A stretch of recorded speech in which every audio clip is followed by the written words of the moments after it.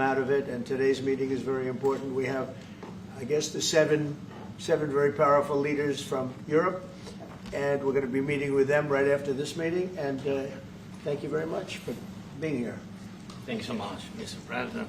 If I can, first of all, thank Please. you for invitation, and thank you very much for your efforts, personal efforts to stop killings and stop this war. Thank you, and using this opportunity, many thanks to your wife, First Lady of the United States. She sent a letter to Putin about our children, abducted children, and my wife, First Lady of Ukraine. She gave the letter. It's not to you, to your wife. Oh, I want it. Yeah. So we're saying this sensitive topic, yes, please. And thanks to our partners, and that you supported this format, that after our meeting we can have leaders who are around us, UK, France, Germany, Italy, Finland, EU, NATO, I mean all partners around Ukraine supporting us. Thanks to them, and thank you very much for invitation. Thank you very much for being here. President Trump. Do you think it's fair? Yes, Peter, go ahead. Thank you, President Trump. So, President Zelenskyy, you say in a post on X today, Russia must end this war, which it itself started. President Trump, you say President Zelenskyy of Ukraine can end the war with Russia almost immediately if he wants to. Which is it? Yeah, I think that's true. I think we're going to have a meeting. I think if everything works out well today, we'll have a trilat. And I think there will be a reasonable chance of ending the war when we do that.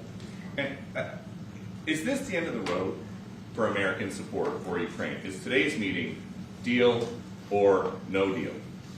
I can never say that. It's never the end of the road. People are being killed, and we want to stop that. So I would not say it's the end of the road. No, I think we have a good chance of doing it. It's been almost 4 years now that a lot of people were killed last week. A lot of people last week. I mean, millions of people killed, but a lot of people last week for whatever reason. A big number, a lot of soldiers, on both sides. And I know the president, I know myself, and I believe Vladimir Putin wants to see it ended. And as you met with Putin on Friday, today you've got President Zelenskyy here. As you listen to Russia and Ukraine, which side has the better cards? Well, I don't want to say that. I'm just here to be. Look, this isn't my war. This is Joe Biden's war. He's the one that had a lot to do with this happening, and we want to get it ended. And we want it to end good for everybody. We want it to end good. The people of Ukraine have suffered incredibly.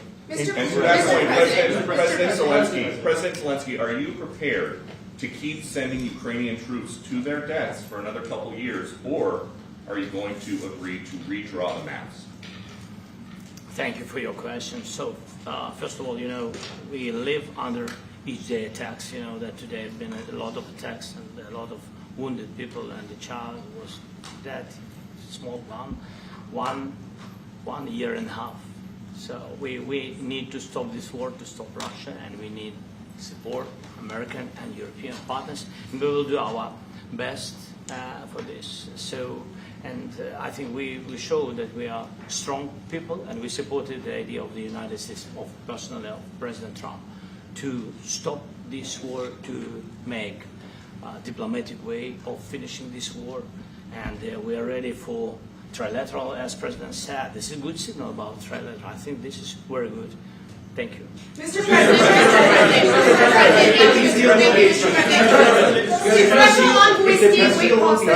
yes, if the peace deal will be achieved, are you going to be willing to send American peacekeepers to Ukraine? Well, we're going to work with Ukraine. We're going to work with everybody, and we're going to make sure that if there's peace, the peace is going to stay long term. This is very long term. We're not talking about a 2-year peace and then we end up in this mess again. We're going to make sure that everything's good. We'll work with Russia. We're going to work with Ukraine, and we're going to make sure it works. And I think if we can get to peace, it's going to work. I have no doubt about it.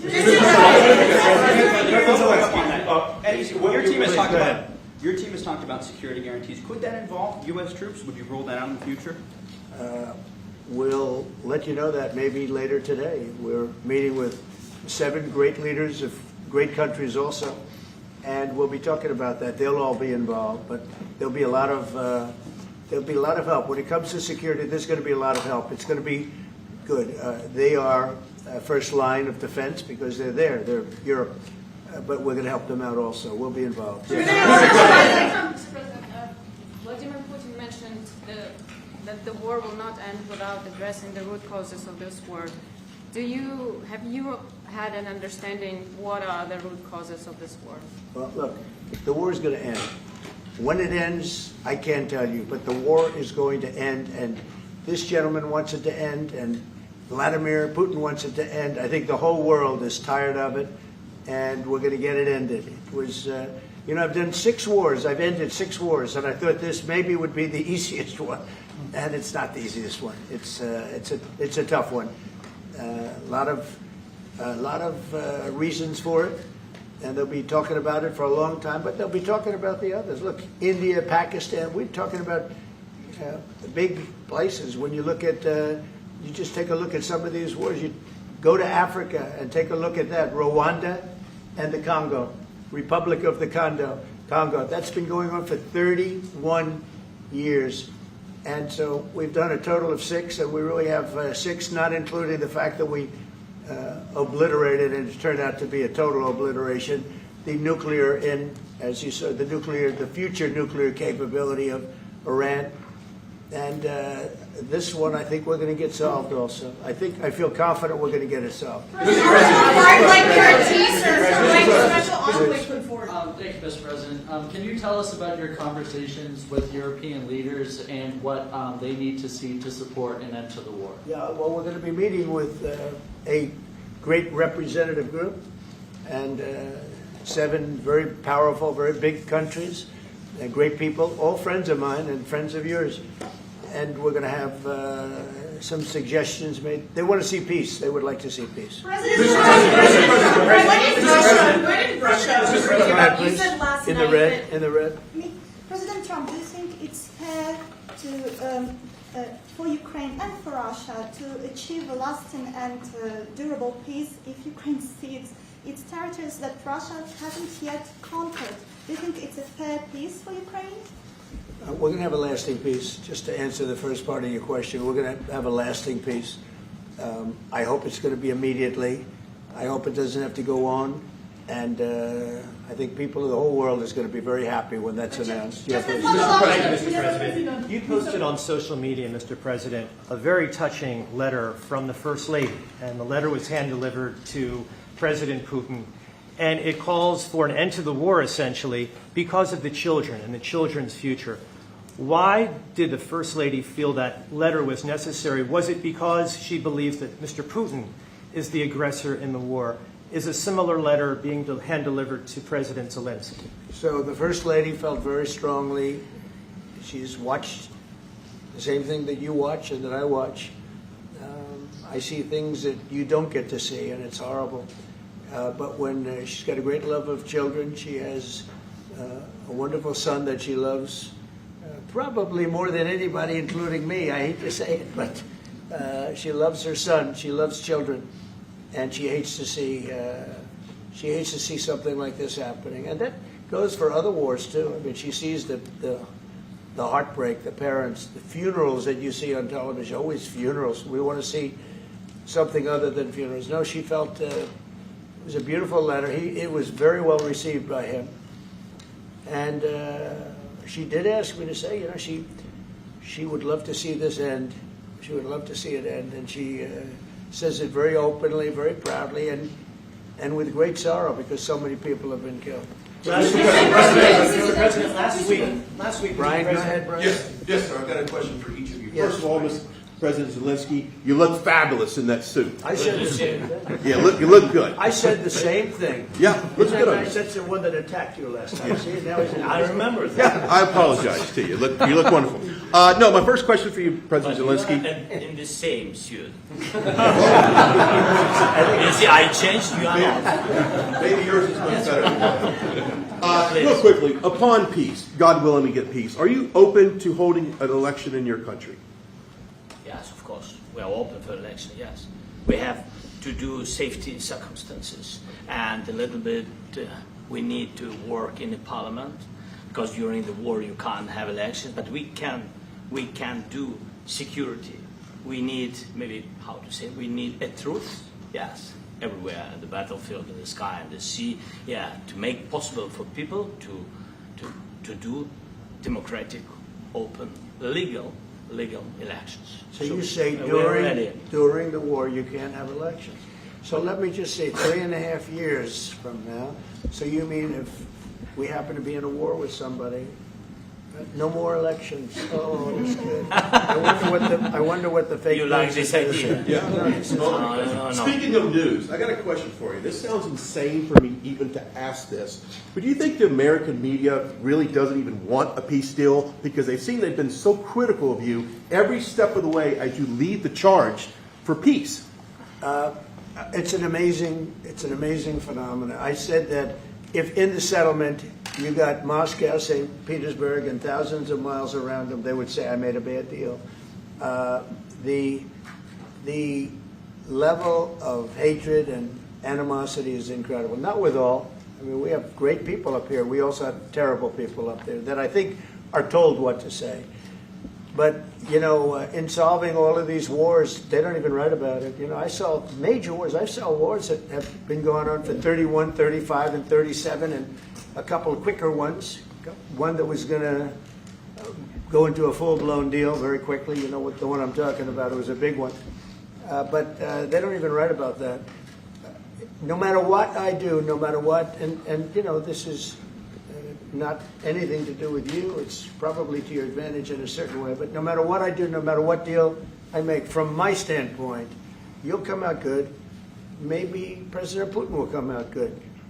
But they'll say, Trump was absolutely horrible. It's just that, and I've lived with that for a long time. I've lived with it since just before the first election. I used to get great publicity. Now I get the worst publicity anyone's ever gotten in office, but I won in a landslide, so that people understand. They're the only ones that count, ultimately. But I've also had great reporters. I've had journalists that are very good. But it's very sad when you do the right thing. As an example, they said, because of the fact that Vladimir Putin came to American soil, this was a tremendous defeat for Donald Trump. No, it was really wonderful that he did it. It was a hard thing for him to do, to be honest with you. It was the opposite of what they said, but they said it. Now, if he didn't come, they'd say that was also bad for Trump. You know, there's no way. And there's just a great dishonesty of the press, and I think that's why it's lost its credibility. You know, its credibility is at an all-time low. We have a thing going on right now in D.C. We went from the most unsafe place anywhere to a place that now friends are calling me up, Democrats are calling me up, and they're saying, sir, I want to thank you. My wife and I went out to dinner last night for the first time in 4 years, and Washington, D.C. is safe, and you did that in 4 days. I'll tell you, it's safe. I had another friend of mine. He has a son who's a great golfer. He's on tour, and he came in fourth yesterday in the big tournament where Scotty Scheffler made the great shot, and he said his son is going to dinner in Washington, D.C. tonight. I said, would you have allowed that to happen a year ago? He said, no way, no way. He said, what you've done is incredible. And I think the people realize it. But the press says, he's a dictator, he's trying to take over. No, all I want is security for our people. But people that haven't gone out to dinner in Washington, D.C. in 2 years are going out to dinner. And the restaurants the last 2 days were busier than they've been in a long time. Sir, I walked around yesterday with MTG. If you can walk around with D.C. with MTG and not be attacked, the city is safe. Yes. Thank you, Mr. President. Last week you warned of what you called severe consequences if a 30-day ceasefire or any type of ceasefire were not agreed to by Russia. Will there be severe consequences? Does that change because of I don't think you need a President ceasefire. You know, if you look at the 6 deals that I settled this year, they were all at war. I didn't do any ceasefires. And I know that it might be good to have, but I can also understand strategically why, well, you know, one country or the other wouldn't want it. You have a ceasefire and they rebuild and rebuild and rebuild, and, you know, maybe they don't want that. But if you look at the 6 deals that we made peace and you know, long-term, long-running wars, I didn't do any ceasefires. would I like the concept. You know, I like the concept of a ceasefire for one reason, because you'd stop killing people immediately, as opposed to in 2 weeks or 1 week or whatever it takes. But we can work a deal where we're working on a peace deal while they're fighting. They have to fight. I wish they could stop. I'd like them to stop. But strategically, that could be a disadvantage for one side or the other. But all of these deals I made without even the mention of the words ceasefire. President Zelenskyy, can you explain the decision to offer Ukraine Article 5-like security guarantees, but stop short of pushing for their full membership? Yeah, well, we haven't done anything on that yet. If you look back and you go back long before President Putin, it was always a statement that they would never allow Ukraine into NATO. So that was a statement that was made, but we haven't discussed any of that yet. We're going to be discussing it today. But we will give them very good protection, very good security. That's part of it. And the people that are waiting for us, they are, I think they're very like-minded. They want to help out also. Thank you, President. Thank you, President Trump. Are you disappointed there's no ceasefire, Mr. President? The United States has already given hundreds of billions of dollars to this war effort in Ukraine. At best, it is a stalemate, and the killing continues.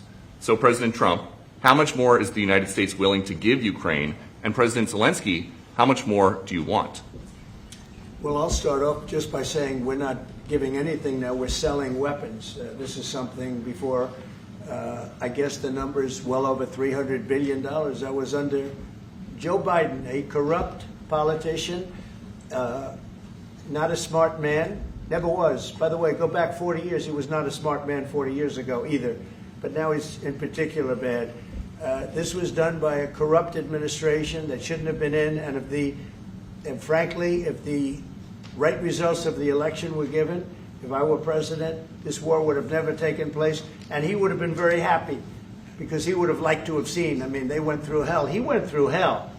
This war would have never happened, and the people that were killed, a couple of million people, a lot of people with soldiers and everything else, and the people that have been displaced and forced into other areas and other countries because of what's happened, none of that would have happened.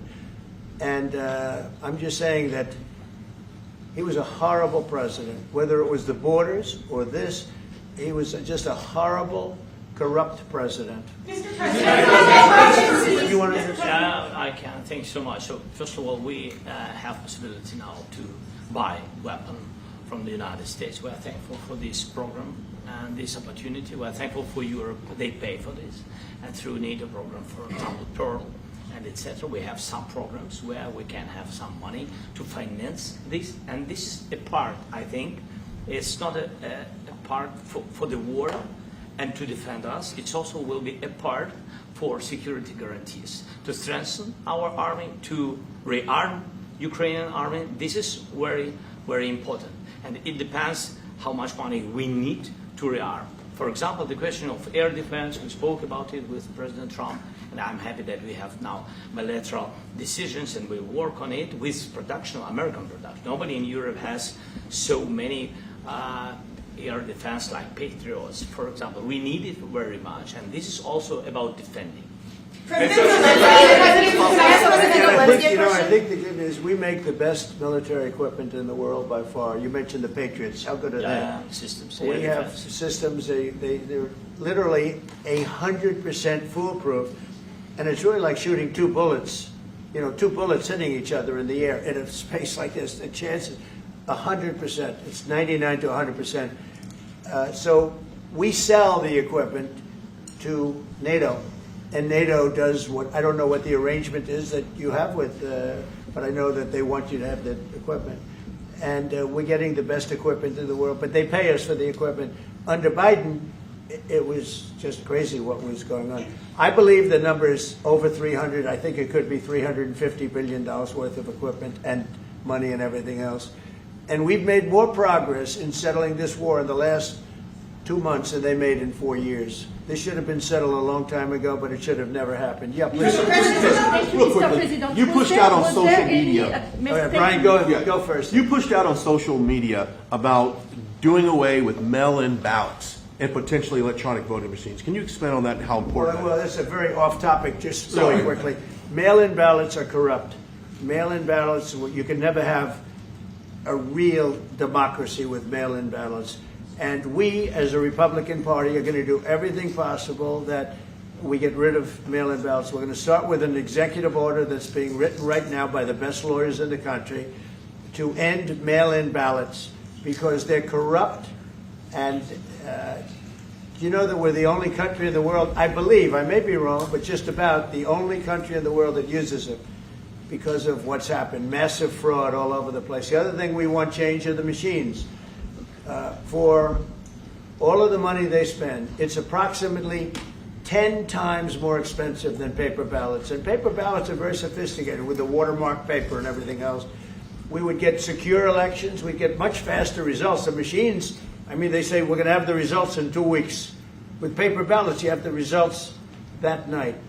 Most people, many countries use paper ballots. It's the most secure form. So between paper ballots, very, very important, paper ballots, and I think maybe even more important, the mail-in voting. We're going to end mail-in voting.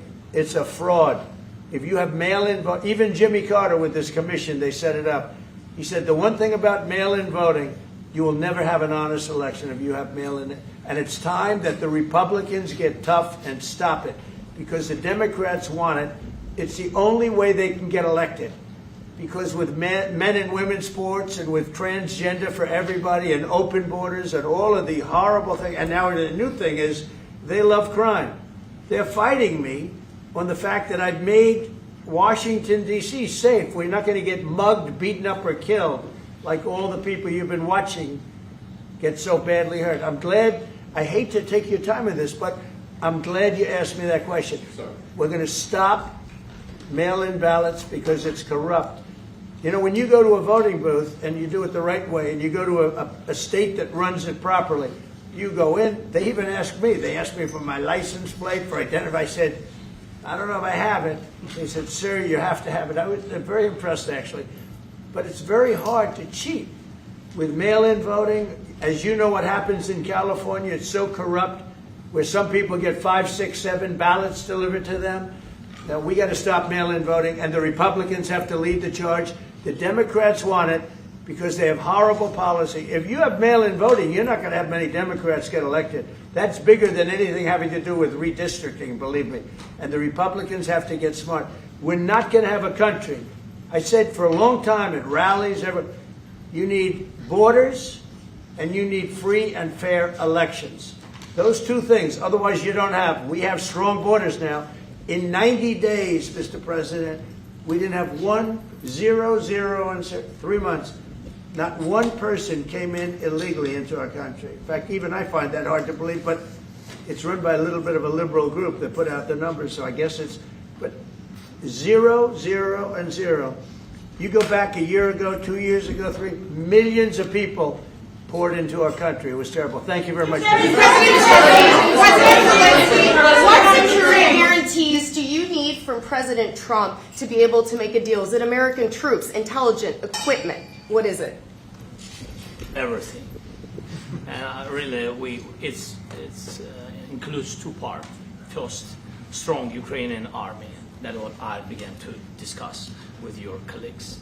And it's a lot about weapon and then people and training missions and intelligence. And second, we will discuss with our partners. It depends on the big countries, on the United States, on a lot of our friends. And Mr. President, are you willing to commit American troops to that NATO-like protection in order to get President Zelenskyy to a deal today? Well, I don't know if you define it that way, but NATO-like, I mean, we're going to give, we have people waiting in another room right now. They're all here from Europe, biggest people in Europe, and they want to give protection. They feel very strongly about it, and we'll help them out with that. I think it's very important. I think it's very important to get the deal done.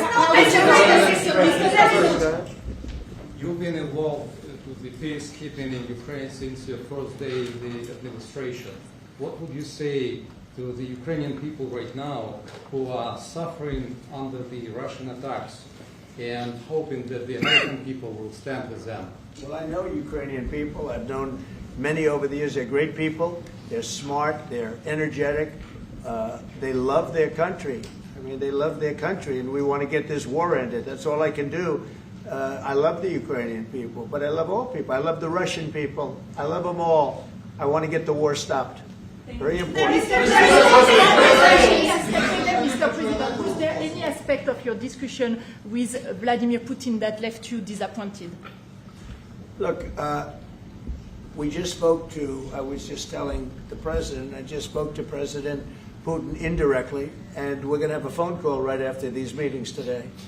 And we may or may not have a trilat. If we don't have a trilat, then the fighting continues. And if we do, we have a good chance. I think if we have a trilat, there's a good chance of maybe ending it. But he's expecting my call when we're finished with this meeting. Thank you very much, everybody. Thank you.